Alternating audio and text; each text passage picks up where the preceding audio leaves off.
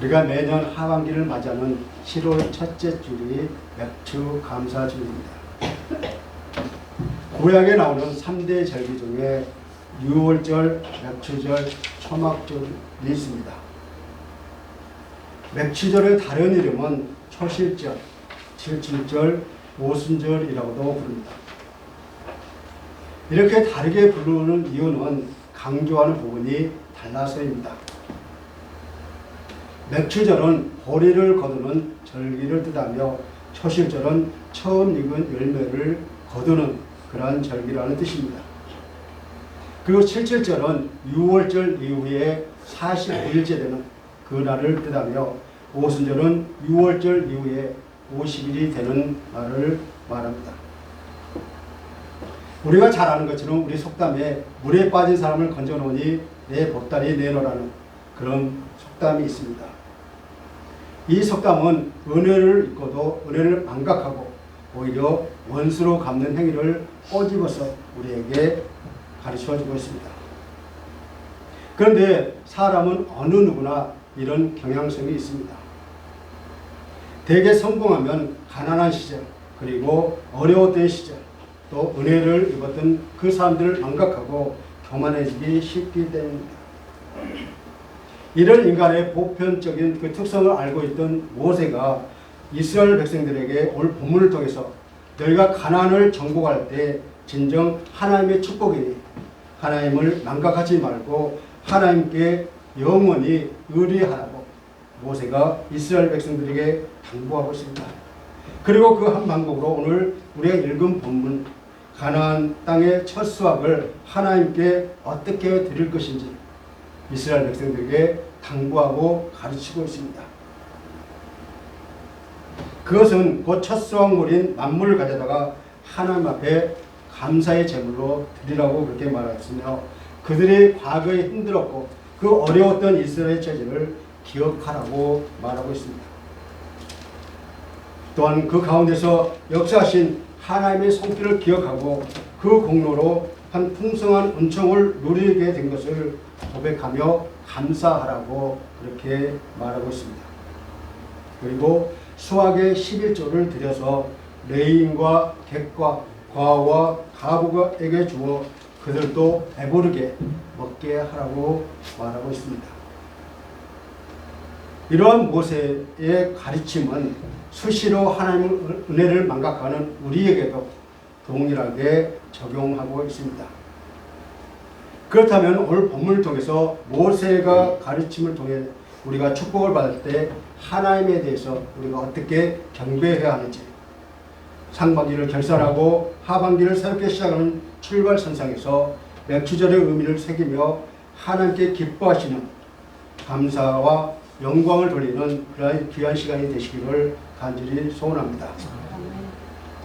첫 번째로 하나님께 가장 소중한 것을 드려야 합니다. 모세는 백성들에게 가나안 땅에서의 사회적인 규례들을 다 설명한 후에 설교의 마지막 결론부에서 모든 토지의 소산의 첫 번째 것을 여호와께 드릴 것을 가르쳤습니다.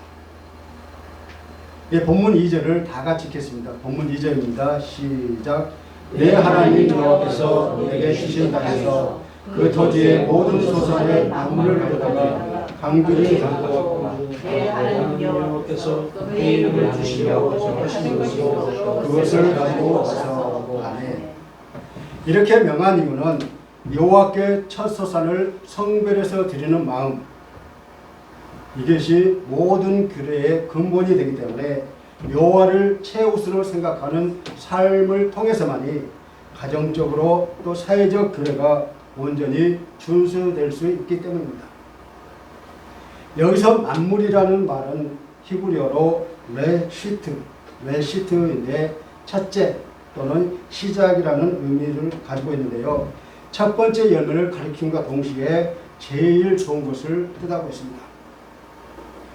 결국 이는 전체 소산물을 대표하며 바치는 자에게 가장 소중한 것을 상징하고 있습니다.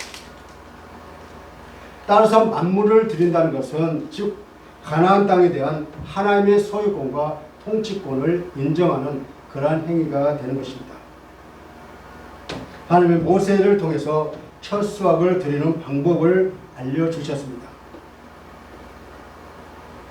첫 수확을 가지고 그 광균에 담아서 하나님이 정하신 것으로 가져가야 한다는 것이죠. 즉 하나님이 하나님의 이름을 두시려고 택하신 것으로 가야 한다고 말씀하고 있습니다. 하나님께서 당신의 이름을 두신 곳, 즉 하나님의 이름으로 지정한 것으로 첫 추수물을 가지고 가야 할 것을 말씀하고 있습니다. 하나님의 이름을 둔 것은 당시에는 성막이었고 솔로몬 이후에는 성전이었습니다. 그렇다면 왜 들고 가야 될까요? 하나님께 바치기 위해서, 하나님께 드리기 위해서 들고 가야 한다는 것입니다. 당시 이스라엘 백성들은 여호와의 앞에 나갈 때 나의 하나님, 우리의 하나님이라고 부르지 못하고 반드시 제사장의 중보를 해서 당신의 하나님이라고 불렀던 것입니다. 그래서 첫 소산물을 여호와께 바칠 때 이렇게 신앙 고백을 합니다. 본문 3절입니다. 3절 다 같이 읽겠습니다. 시작. 그때의 제사장이 나와 그에게 이르기를 내가 오늘 당신 하나님 여호와께 아뢰나이다. 내가 여호와께서 우리에게 주시겠다고 우리 조상들에게 맹세하신 땅에 이름을 나타나이다 하시죠. 아멘. 이것은 가나안 땅을 기업으로 주시겠다고 하는 언약 성취에 대한 감사의 고백입니다. 첫 수확이 땅에서 나오고 그 땅을 하나님께 주셨으니 하나님의 은혜를 기억하고 하나님이 들으시라고 하나님이 일을 하게 하는 그 제사장에게 말로 표현한 것입니다. 이스라엘 백성들이 가나안 땅 소산의 첫 열매는 그들이 그 땅을 소유했다는 것이 분명한 증거이며 첫 열매를 바침으로써 출애굽의 해방과 광야 생활에서의 인도하심과 마침내 기업으로 주신 하나님께 감사를 드리는 것입니다. 본문에서 우리가 배울 수 있는 것은 우리는 어떤 시련의 과정을 거쳐서 물질적 축복이나 정신적 평안을 얻을 때 만물을 드리라고 했던 모세의 교훈을 우리는 기억해야 합니다. 우리는 사랑하는 사람을 위해서 목숨도 바칠 수 있다라고 그렇게 이야기를 합니다. 우리가 정말 하나님을 사랑한다면 우리의 가장 소중한 것, 가장 중요한 것을 드릴 수 있습니다. 여러분에게 의미 있는 첫 열매는 무엇입니까? 그것이 시간이 될 수도 있고 물질이 될 수도 있고 돈이 될 수도 있습니다. 우리는 종종 이 모든 것이 다 자신의 것이라고 착각하고 살아간다는 것입니다. 사실 이 모든 것을 허락하시고 우리에게 주시는 분은 바로 하나님이신데 우리는 이 모든 것이 다 자기 것이라고 착각할 수가 있다는 것입니다. 그러므로 이스라엘 백성들이 맥추절을 지킨 것처럼 우리가 가장 소중하게 여기는 것, 어쩌면 하나님보다 더 사랑하는 것을 다 하나님이 허락하신 것임을 기억하며 하나님께 감사로 드리시기를 간절히 소원합니다. 전체를 바치는 마음, 가장 소중한 것으로 드림으로써 축복해 주신 하나님을 기억하고 또한 정성스럽게 우리는 하나님께 예배를 드려야 합니다. 진정 주어진 축복이 우리 자신의 공로가 아니라 하나님의 은혜의 결과임을 인정하며 가장 소중한 것을 하나님께 바치는 신앙, 그것처럼 아름다운 것이 어디 있겠습니까? 두 번째로 하나님께 감사해야 합니다. 본문 5절에서 9절까지를 보면 이스라엘 백성들의 고백이 나오는데요. 바로 자기 조상들의 미천함과 그럼에도 하나님은 큰 위엄과 이적과 기사로 이스라엘을 출애굽시켜서 가나안으로 그들을 인도하신 하나님의 놀라우신 은혜를 고백하고 있습니다. 첫 수확을 가지고 하나님께 기도한 이 모든 고백이 하나님의 전적인 은혜여 선물이라는 것입니다. 이처럼 하나님의 은혜를 받았으면 은혜를 말하고 또 증명해야 하며 반드시 하나님께 감사를 표명해야 한다는 것이죠. 그래서 가장 먼저 제사장을 찾아가서 말해야 합니다. 왜냐하면 제사장이 하나님을 대리해서 사람들의 말을 들어주기 때문입니다. 제사장이 하나님을 향한 그 감사의 말을 들었다면 감사하는 사람의 마음을 확인할 수 있기 때문이죠. 그래서 제사장은 첫 수확을 드리는 사람들로부터 광주리에 담아서 여호와의 제단 앞에 놓고 그리고 나서 제단 앞에서 그 광주를 물릴 때에 그것이 바로 제사장들의 양식이 된다는 것입니다. 하나님이 제사장들의 권위를 높여주심은 물론 농사를 짓지 않는 제사장들의 생활을 이런 방법으로 하나님께서 책임져 주신다는 것입니다. 이처럼 하나님은 제사장들에게 은혜를 베푸시는데 백성들의 믿음과 감사로 사용하며 책임지신다는 것입니다. 우리 인생도 마찬가지입니다. 우리가 감내해야 했던 역경, 견뎌야 했던 아픔, 그럼에도 불구하고 힘을 내야 했던 어려웠던 시간들을 뒤로 돌아보면 어느새 하나님께 올려드린 수확의 기쁨을 가지고 서 있었던 적이 없으십니까? 그 수많은 날들을 지나는 동안 하나님께서 함께 하시며 은혜를 베풀어 주심으로 참으로 놀라웠다고 고백할 수 있지 않습니까? 하나님은 애굽의 압제 앞에서 신음하는 이스라엘을 건지셨던 것처럼 죄와 사망의 권세 아래에서 구원의 소망이 사라졌던 우리들, 바로 저와 여러분을 구원해 주셨습니다. 이스라엘을 가나안 땅으로 들이시는 그 과정 동안 신실하게 함께 하셨던 하나님이 우리를 영원한 하나님 나라로 인도하여 주시는 동안 우리를 먹이시고 입히시고 신실하게 함께 해 주셨습니다. 그러므로 우리를 구원해 주셨고 지금도 우리를 구원하신 하나님 앞에 감사의 기쁨을 표현하는 삶을 우리는 살아야 할 것입니다. 모세는 계속해서 말하기를 만물을 드리면서 동시에 과거에 비참했던 그들의 처지를 기억하고 더불어 하나님께서 도와주셔서 모든 고난을 극복하고 현재의 축복을 누리게 되었다는 것을 다시 한번 백성들에게 가르쳐주고 있습니다. 감사는 하나님의 손길을 인정하는 믿음의 고백이며 모든 영광을 하나님께 올려드리는 겸손한 마음입니다. 그러므로 감사처럼 하나님을 영화롭게 하는 것은 없습니다. 오직 하나님만이 창조주요 또 구속자요 공급자요 인도자이시므로 우리는 마땅히 하나님의 은혜에 감사를 드려야 한다는 것입니다. 본문은 은혜를 입은 백성이 마땅히 하나님께 감사해야 할 것을 가르쳐주고 있습니다. 그리고 땅에서 얻은 그 소산물을 하나님께 바치는 그런 명령을 하고 있습니다.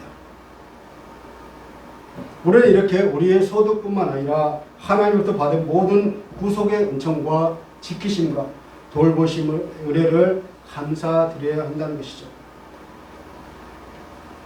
지금 하나님은 우리에게 범사에 감사하라고 명령하고 계십니다. 이처럼 자신의 삶의 주인이신 하나님이심을 고백하는 것은 진정 하나님에 대한 인간의 올바른 신앙을 우리에게 보여주고 있습니다. 사실 백성들이 바치는 만물의 아름다운 것은 그 만물의 자체가 가치가 있음이 아니라 드리는 자의 신앙이 그 속에 내포되어 있기 때문입니다. 우리 역시 하나님께 감사를 드리면서 하나님께서 우리의 신앙을 고백해야 합니다. 그렇습니다. 우리는 우리의 모든 축복이 우리의 죄악에도 불구하고 전적으로 하나님의 은혜로 말미암아 주어진 것을 고백해야 합니다.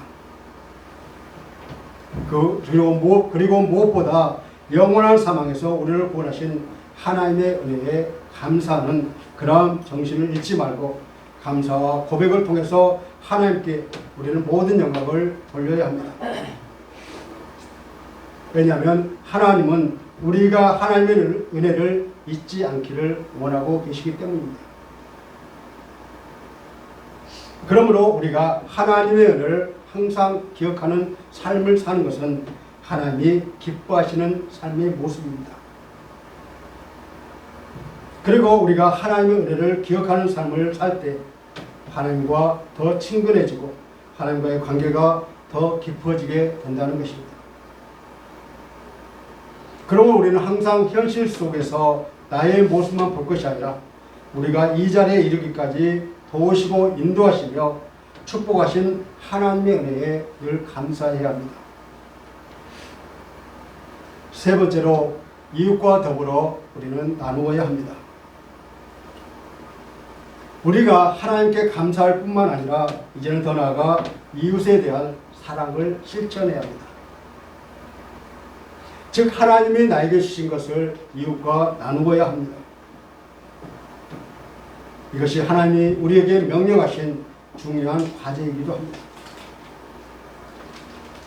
해도 되고 안 해도 되는 것이 아니라 우리는 반드시 실천해야 합니다. 하나님께 올려드리는 감사의 제물은 사회적인 약자, 본문에 나오는 외인과 객과 곧 나그네와 나와 있는데 우리는 고아와 과부 그리고 나그네처럼 의지할 대상이 없는 그러한 자들과 함께 나누어야 한다는 것이죠. 여기서 늘 추가되는 것이 외인입니다. 왜냐하면 그들은 땅을 기업으로 받지 못했잖아요. 그래서 경제적으로 자립하기 어려웠던 외인도 우리가 함께 나누라고 그렇게 하나님 말씀하고 계십니다. 하나님은 당신의 백성들에게 11조를 바칠 것을 명령하고 있습니다. 그 이유는 가난한 고아와 과부와 객과 그리고 레위인과 함께 나누도록 하기 위함이었습니다. 여러분, 하나님께서 이스라엘 백성들에게 주신 풍요는 그들만 누리라고 주는 것이 아니라 흘러보내라고 그렇게 주셨다는 것을 분명히 기억하라고 말씀하고 있습니다. 우리의 나눔은 공동체 안에서만 뿐만 아니라 전 세계 사람들과 함께 이루어져야 할 것을 말씀하고 있습니다. 국경을 넘고 인종과 문화를 넘어서 나눔의 손길을 펼칠 때 하나님이 더 큰 규모로 확장될 것입니다. 예수님도 가난한 자들에게 나누어 줄 것을 명령하셨고 또 성경의 많은 부분에서도 이렇게 명령하고 있습니다. 그리고 나누어 주는 것은 우리가 하나님으로부터 풍성한 물질을 받는 축복을 받는 비결입니다. 나눔의 지속적인 행위는 우리의 삶 전체를 통해 하나님의 복을 경험하게 되는 것입니다. 그리스도인으로서 우리가 나눔을 실천할 때 우리는 복음의 본질을 살아가게 되는 것입니다.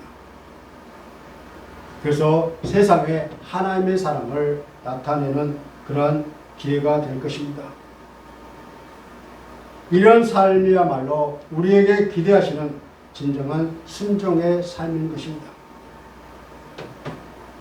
모세는 레인과 너희 가운데 거류하는 객을과 함께 즐거워하라고 그렇게 말했습니다. 본문 11절을 다 같이 읽겠습니다. 11절입니다. 시작. 내 하나님 여호와께서 너와 내 집에 주신 모든 복으로 말미암아 너는 레인과 너희 가운데 거류하는 객과 함께 즐거워할지니라. 아멘.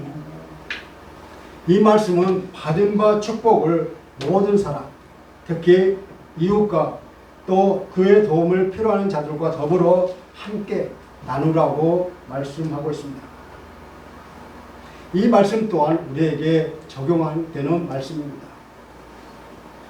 우리는 우리의 받은 바 축복을 우리 이웃과 함께 나누어야 한다는 것이죠. 이 나눠주라라는 명령은 구약뿐만 아니라 신약에서도 끊임없이 우리에게 요구하고 있습니다.